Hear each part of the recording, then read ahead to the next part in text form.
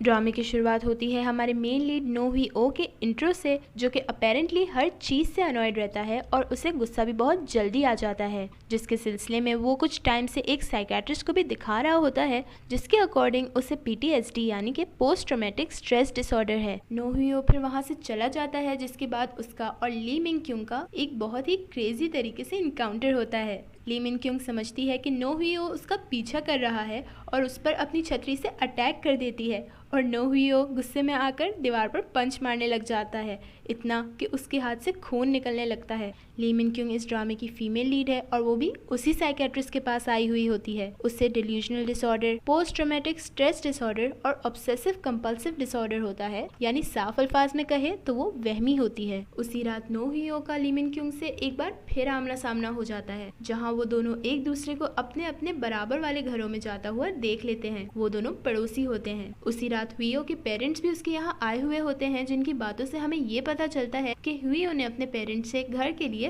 पैसे लिए होते हैं, क्योंकि वो शादी करने वाला होता है, लेकिन शादी से एक हफ्ते पहले ही उसकी शादी टूट जाती है। उसी रात उन दोनों का एक बार फिर पार्किंग लॉट में आमना सामना होता है, जहाँ हुईओ को देखकर मिन क्यूंग डर जाती है और पहले तो CCTV कैमरा के सामने जाकर मदद के लिए पुकारती है और फिर एक गाड़ी में डैश कैम देखकर पहले तो उसके आगे और फिर उसके ऊपर चढ़कर हेल्प के लिए पुकारती है। और सोने पे सुहागा ये कि वो गाड़ी हुईओ की होती है। मिन क्यूंग हेल्प के लिए चीखती रहती है और हुईओ उसे नीचे उतरने को कहते हुए चीखता है। वो दोनों पुलिस स्टेशन में बैठे होते हैं, जहाँ पुलिस ऑफिसर मिन क्यूंग को हुईओ से सॉरी कह के बात खत्म करने को कहता है, क्योंकि उसे गलतफहमी हुई होती है कि इतने में हुईओ का कुलीग वहाँ अपनी इन्वेस्टिगेशन के सिलसिले में आ जाता है और नो हुईओ को डिटेक्टिव नो कह के बुलाता है, जिससे वो पुलिस ऑफिसर और मिन क्यूंग हैरान रह जाते हैं। वो दोनों फिर साथ बैठते हैं, जहाँ उसका कुलीग हुईओ से पूछता है कि वो उसके और कैप्टन के कॉल्स क्यों इग्नोर कर रहा है। हुईओ उससे किसी यूजिन के बारे में पूछता है, जिसपे उसका कुलीग उससे कहता है कि वो ठीक है,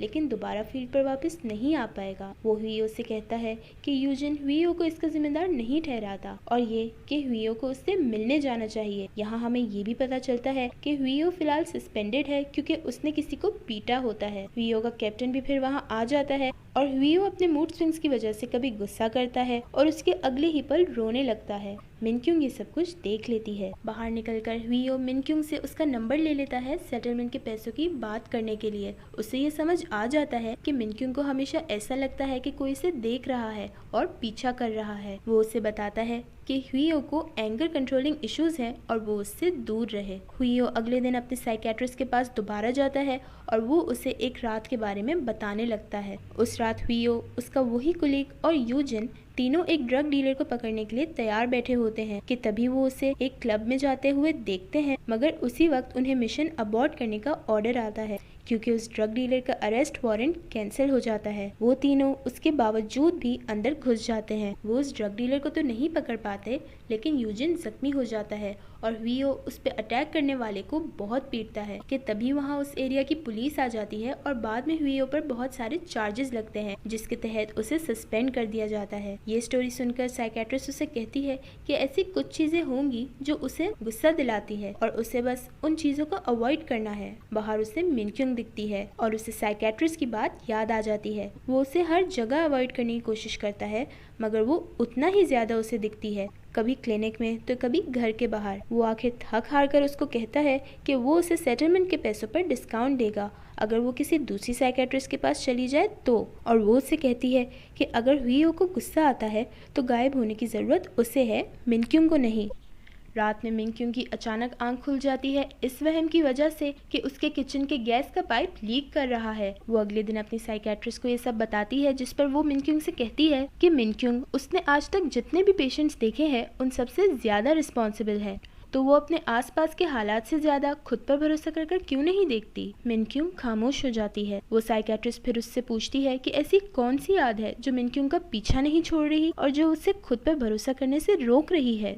मिन क्यूंग फिर उसे कहती है कि उसकी सबसे ज्यादा खौफनाक यादें वो हैं जिन लम्हों में वो सबसे ज्यादा खुश रहा करती थी। वो अपने एक्स बॉयफ्रेंड की बात कर रही होती है कि वो हमेशा उसके साथ खड़ा होता था, उसे प्यार करने वाला और खुश रखने वाला इंसान, और ये यादें उसके दिमाग से नहीं निकलती और उसे हमेशा सताती हैं। साइकेट्रिस्ट फिर अपने नोट्स में मिनक्यूंग को ब्रेकअप के बाद डिप्रेस्ड लिखती है और उससे पूछती है कि अब मिनक्यूंग उस आदमी के बारे में क्या सोचती है, जिसपे मिनक्यूंग उसे कहती है कि वो चाहती है कि वो आदमी तड़प तड़प कर मर जाए। वहीं दूसरी तरफ कुछ लेडीज जो कि उस बिल्डिंग की विमेन्स एसोसिएशन में है, वीओ के पास आकर उससे उनके साथ शाम को पेट्रोलिंग के लिए चलने को कहती है, क्योंकि उनके इलाके में एक बदमाश घूम रहा होता है और वीओ एक डिटेक्टिव है और फिलहाल सस्पेंडेड भी है। वीओ पहले तो उन्हें मना करता है, मगर उनके जबरदस्ती करने पर उसे उनकी बात माननी पड़ती है। अगले सीन में मिनक्यूंग की माजी की एक झलक देखने को मिलती है कि उसका बॉयफ्रेंड शादीशुदा था और ये झूठ कह के कि उसका डिवोर्स हो चुका है उसे डेट कर रहा था। और ये बात उस लड़के की बीवी मिनक्यूंग के ऑफिस आकर उसे बताती है और साथ ही जलील भी करती है। वो लड़का फिर मिनक्यूंग से मिलने आता है और उसे कहता है कि उसकी बीवी तो पागल है, कुछ भी कहती है। मिनक्यूंग उसे फिर कहती है कि उसने ये भी कहा है कि उसका घर, गाड़ी, पैसा सब उसकी बीवी का है और ताना मारती है कि उस लड़के का गरीब होना उसके शादीशुदा होने से ज्यादा बुरा है और चली जाती है। उसके बाहर निकलते ही वो लड़का उसे उसकी वीडियोस भेजकर ब्लैकमेल करता है। वो उसे गाड़ी में भी बिठा लेता है और फिर हाथ भी उठाता है। वहीं दूसरी तरफ उन लेडीज के साथ पेट्रोलिंग के लिए चला जाता है, जहां वो और एक लेडी उस स्टोर की पार्ट टाइमर को घर छोड़ने जाते हैं जिसे वो लफंगा रास्ते में छेड़ चुका था और उस लड़की के पास उसके ऐसा करते हुए फोटोज भी थी। उन्हें फिर रास्ते में उनके बाकी मेंबर्स की कॉल आ जाती है ये कह के कि उन्होंने उस लफंगे को पकड़ लिया है, मगर उनके वहां पहुंचने पर पता चलता है कि वो बंदा तो कोई और ही है। ये इंसान लड़की के कपड़े और विग पहने खड़ा होता है, मगर फिर हुईयो उसे वहाँ से भेज देता है। ये दरअसल उन्हीं के बिल्डिंग में रहता है। हुईयो जब घर पहुँचता है तो वो देखता है कि मिनक्यूंग बौखलाई हुई घूम रही है। वो तभी उसके पास आकर उसे कहती है कि उसका कुत्ता कहीं चला गया है। वो उससे रिक्वेस्ट करती है उसके कुत्ते को ढूंढने के लिए, लेकिन वो उसे मना कर देता है। वो फिर उस पर शक करने लगती है कि हुईयो ने ही उसके कुत्ते को गायब किया है, क्योंकि वो उससे बदला लेना चाहता था, जिसपे वो उसे अपने पेट्रोलिंग पे होने का सबूत दिखाता है। वो उससे एक बार फिर दरखास्त करती है ये कह के कि इसके बदले वो किसी दूसरे साइकेट्रिस्ट के पास भी जाने को तैयार है, जैसा कि वो चाहता है, और कभी उसके सामने भी नहीं आएगी। लेकिन हुईयो उसे मना कर देता है। वो उससे फिर दबे अल्फाजों में उसकी टूटी हुई गाड़ी को मजीद तोड़ देने की धमकी देती है, जिसके चलते हुईयो मजबूरन उसकी मदद करने को तैयार हो जाता है। वो लोग फिर सीसीटीवी फुटेज चेक करने जाते हैं, जहां उन्हें 2 बच्चे उसके कुत्ते के साथ खेलते हुए दिख जाते हैं। वो लोग उधर पहुंचते हैं और मिनक्यूंग उन बच्चों को डांट देती है, मगर फिर उन्हें रोता देख जेलीस भी लेकर देती है, जिसके बाद उन बच्चों की माँ आकर उन्हें ले जाती है। तभी वो हुईयो को भी कुछ खाने को देती है और हुईयो उसे उसके डॉक्टर तब्दील करने वाले प्रॉमिस के बारे में याद दिलाता है,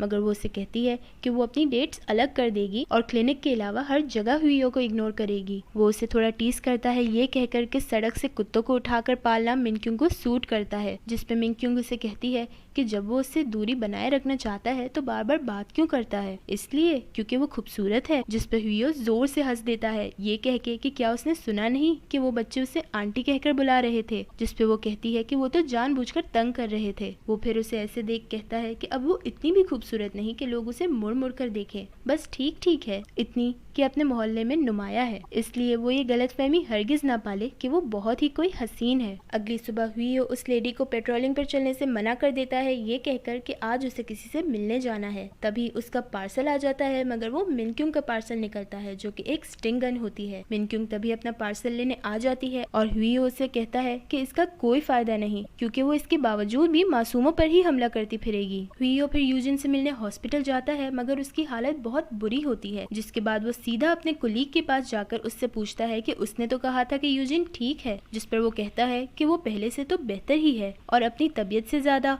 वो हॉस्पिटल के खर्चों को लेकर परेशान है, क्योंकि पुलिस को ऐसा लगता है कि वो लोग उस दिन वहाँ अपने जाती मकसद से गए थे, ना कि उस ड्रग डीलर यांग को पकड़ने, इसलिए यूजिन के खर्चे भी वो लोग नहीं उठा रहे। हुईयो फिर उससे कहता है कि उसे उन्हें उस दिन वहाँ अपने साथ लेकर ही नहीं जाना चाहिए था और साथ ही यांग का भी पूछता है, जिस पर उसका कुलीग उसे बताता है कि यांग के लोग चैटिंग एप्स पर लड़कियों को ड्रग्स बेच रहे हैं। घर जाकर हुईयो उन ड्रग डीलर्स में से किसी एक से डील करने में कामयाब हो जाता है, लेकिन उसे मिलने के लिए अब उसे लड़की बनना पड़ेगा, इसलिए वो अपने उसी नेबर के पास जाता है जो पिछली रात लड़की का हुलिया बनाए घूम रहा था और उसे हुईयो को तैयार करने के लिए रिक्वेस्ट करता है। वो लड़का उसे फिर बताता है कि उसे नहीं मालूम कि उसके साथ क्या मसला है, बस उसे लड़कियों की तरह तैयार होकर घूमना अच्छा लगता है। वो फिर हुईयो को तैयार कर देता है और हुईयो उस ड्रग डीलर से मिलने चला जाता है। वो फिर उसे अरेस्ट करने ही लगता है कि तभी पता चलता है कि ये डीलर तो खुद एक डिटेक्टिव है और अपनी टीम के साथ उसी गैंग के लोगों के पीछे है। वो लोग फिर हुईयो की आइडेंटिटी कंफर्म करते हैं और इस केस से दूर रहने को भी कहते हैं, जिसपे हुईयो उन्हें एटीट्यूड दिखाकर चला जाता है। वहीं दूसरी तरफ मिनक्यूंग अपने कुत्ते का खाना लेने निकली हुई होती है